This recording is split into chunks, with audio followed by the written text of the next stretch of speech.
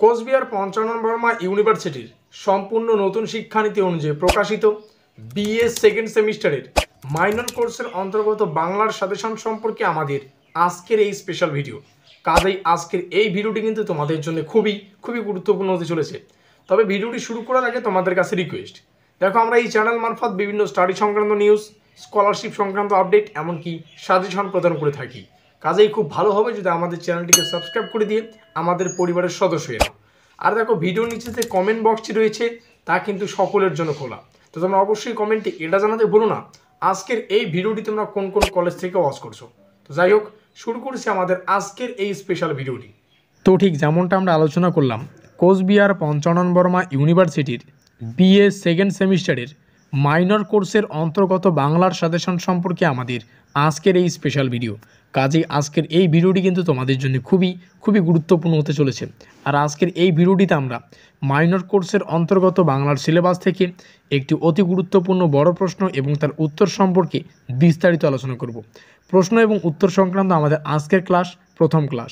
এই ক্লাসের মাধ্যমে প্রশ্ন এবং উত্তর সংক্রান্ত যে ক্লাসগুলি হবে তার শুভ সূচনা আমরা করছি। পরবর্তী ভিডিওয়ে আরও কিছু গুরুত্বপূর্ণ প্রশ্ন এবং তার উত্তর সম্পর্কে আমরা কিন্তু এভাবেই বিস্তারিত আলোচনা করব। আর আজকের এই ভিডিওটিতে যে গুরুত্বপূর্ণ প্রশ্নটির উত্তর সম্পর্কে আমরা ডিটেলসে আলোচনা করব, প্রশ্নটিতে জানতে চাইছে বাংলা গদ্যের বিকাশের ক্ষেত্রে ফোর্ট উইলিয়াম কলেজের লেখক গোষ্ঠীর অবদান সম্পর্কে আলোচনা করো। দেখো প্রশ্নটি 10 নম্বরের জন্য আসতে পারে, আবার 6 নম্বরের জন্য আসতে পারে। তবে বুদ্ধিমানের কাজ হবে যদি প্রশ্নটির উত্তরটাকে ডাইরেক্ট 10 নম্বরের জন্য প্রস্তুত করা হয়, তাহলে কিন্তু 6 নম্বরের আসলেও কিন্তু উত্তরটাকে আমরা অনায়াসে লিখতে পারবো। তবে এই প্রশ্নটি আবার ঘুরিয়ে ফিরিয়ে এভাবে আসতে পারে, অথবা আকারে বাংলা গদ্যের উদ্ভব ও ক্রমবিকাশে ফোর্ট উইলিয়াম কলেজের ভূমিকা সম্পর্কে আলোচনা করো। সেম প্রসেস, প্রশ্নটি 10 নম্বরের জন্য অথবা 6 নম্বরের জন্য আসতে পারে। তো সেই হিসাবে কিন্তু প্রশ্নগুলি অবশ্যই খাতায় লিখে নেবে, প্রশ্নটি কিন্তু মোস্ট ইম্পর্টেন্ট। তো দেখে নেওয়া যাক উত্তরটি। তো আমরা সবাই জানি 1800 খ্রিস্টাব্দে উইলিয়াম কেরির দ্বারা নির্মাণ করা যে ফোর্ট উইলিয়াম কলেজ, সেটা কিন্তু বাংলা গদ্যের চর্চা এবং বিকাশের ক্ষেত্রে খুবই গুরুত্বপূর্ণ। তো সেই সমস্ত বিষয় আমরা এখানে সুন্দর এবং সুষ্ঠুভাবে উপস্থাপন করব। বলছে বাংলা গদ্যের চর্চা ও বিকাশের ক্ষেত্রে 1800 খ্রিস্টাব্দে উইলিয়াম কেরি নির্মিত ফোর্ট উইলিয়াম কলেজের গুরুত্ব অনন্য সাধারণ। শিক্ষাদানের উপযুক্ত পাঠ্যপুস্তক রচনার জন্য কেরি অর্থাৎ উইলিয়াম কেরি নিজেও যেমন উদ্যোগী হন, তেমনি ফোর্ট উইলিয়াম কলেজের আরও কয়েকজন পণ্ডিতকে সেই কাজে কিন্তু উৎসাহিত করেন। ফোর্ট উইলিয়াম কলেজের প্রত্যেকটা বিষয়, ফোর্ট উইলিয়াম কলেজের যতগুলো পণ্ডিত রয়েছে প্রত্যেকেরই কিন্তু আমরা গুরুত্বগুলি এখানে আলোচনা করব, তাদের যে অবদান সেগুলো কিন্তু আলোচনা করব। তো প্রথমে আমরা আলোচনা করে নেব উইলিয়াম কেরির অবদান, তারপরে রামরাম বসুর অবদান সম্পর্কে আলোচনা করব। তো প্রথম পয়েন্ট হবে আমাদের উইলিয়াম কেরি। তো এই পয়েন্টটাকে আমরা সুন্দরভাবে উপস্থাপন করব।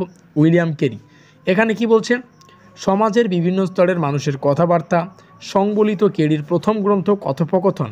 এই প্রথম গ্রন্থ হিসেবে কিন্তু বোঝা যায় যে বাংলা গদ্য যোগাযোগ ও যুক্তিচিন্তার বাহন হয়ে উঠতে পারে। কেরির ইতিহাসমালা গ্রন্থটি নামের দিক থেকে ইতিহাস হলেও তা আসলে লোককাহিনী ও বেতাল, কথা, সরিৎসাগর, পঞ্চতন্ত্র ইত্যাদির কিন্তু সংকলন। পরবর্তী হচ্ছে রামরাম বসু, যিনি কিনা প্রতাপাদিত্য চরিত্র যে গ্রন্থটি রয়েছে সেই গ্রন্থটি রচনা করেন। তো এই সমস্ত বিষয় রাজাবলী যে গ্রন্থটি সেটা মৃত্যুঞ্জয় বিদ্যালঙ্কারের লেখা। তো পরবর্তীতে সে সম্পর্কে আমরা নিচে আলোচনা করব। তো বলছে পণ্ডিত রামরাম বসুর রাজা প্রতাপাদিত্য চরিত্র প্রথম মুদ্রিত বাংলা গদ্যগ্রন্থ, আরবি ফারসি শব্দ মেশানো এই গ্রন্থের সাধু গদ্যরীতি যথেষ্ট স্বচ্ছন্দ। লিপিমালায় আরবি ফারসি বাহুল্য ত্যাগ করে রামরামের অর্থাৎ রামরাম যে বসু তার কথা বলছে, গদ্যের বাক্য গঠন রীতি আরও সহজ হয়ে উঠেছে। এবার আমরা মৃত্যুঞ্জয় বিদ্যালঙ্কারের নাম আমরা পাবো এখানে। তো সুন্দর করে পরবর্তী পয়েন্ট আমরা উপস্থাপন করব। মৃত্যুঞ্জয় বিদ্যালঙ্কার কি বলছে, মৃত্যুঞ্জয় বিদ্যালঙ্কারের 32 সিংহাসনের গদ্যে কিছু আড়ষ্টতা থাকলেও রাজাবলী প্রবোধ চন্দ্রিকায় ক্লাসিক গদ্য নির্মাণ রীতি কিন্তু দেখা যায়। হিতপ্রদেশ বেদান্ত চন্দ্রিকা মৃত্যুঞ্জয়ের আরও দুটি উল্লেখযোগ্য রচনা। পরবর্তীতে একই সঙ্গে সরল বাংলা ও আলংকারিক বাংলা ভাষার সমন্বয় দেখা যায় মৃত্যুঞ্জয়ের লেখায়। পরবর্তীতে এছাড়াও একটু প্যারা করে আমরা এই বিষয়টাকে উপস্থাপন করব। ফোর্ট উইলিয়াম কলেজের লেখকদের মধ্যে উল্লেখযোগ্য ছিলেন লোকনাথ শর্মা, তাদের যে হিতোপদেশ তার লেখা, ঠিক আছে, এটা 1802 খ্রিস্টাব্দে প্রকাশিত করা হয়। তো এই সমস্ত বিষয়গুলি তোমরা একটু লিখে নাও, এই সমস্ত বিষয় লিখে নেবে। তার পরবর্তীতে উত্তরটাকে আমরা আরও একটা প্যারা আকারে শেষ করব। বাংলা গদ্যের সূচনায় এই লাইনটি কিন্তু সর্বশেষে উপস্থাপন করব। বাংলা গদ্যের সূচনা পর্বে গদ্যের এই বিকাশ ও বিবর্তনে ফোর্ট উইলিয়াম কলেজের ভূমিকা তাই শ্রদ্ধার সঙ্গে স্মরণীয় হয়ে থাকবে। তো এই হচ্ছে আজকের এই ভিডিওটিতে থাকা একটি অতি গুরুত্বপূর্ণ প্রশ্ন এবং তার উত্তর। সো ভিডিওটির শেষে মূল যে বিষয়টি ভালো করে বুঝতে হবে, দেখো কমেন্ট বক্সটি সকলের জন্য খোলা, তো তোমরা অবশ্যই কমেন্টে এটা জানাতে ভুলো না আজকের এই ভিডিওটি তোমরা কোন কোন কলেজ থেকে ওয়াচ করছো। ডেসক্রিপশন বক্স যেখানে প্রিভিয়াস ক্লাসগুলির লিঙ্ক পাবে, তো অবশ্যই সেখান থেকে প্রিভিয়াস ক্লাসগুলি দেখে নিও। অবশ্যই ভিডিওটি ভালো লাগলে লাইক করে দিও, বন্ধুদের কাছে শেয়ার করে দিও। এখনও পর্যন্ত আমাদের পরিবারের সদস্য না থাকলে চ্যানেলটিকে অবশ্যই সাবস্ক্রাইব করে দিয়ে আমাদের পরিবারের সদস্য নিও। তো আমাদের আজকের এই স্পেশাল ভিডিওটি এই পর্যন্তই।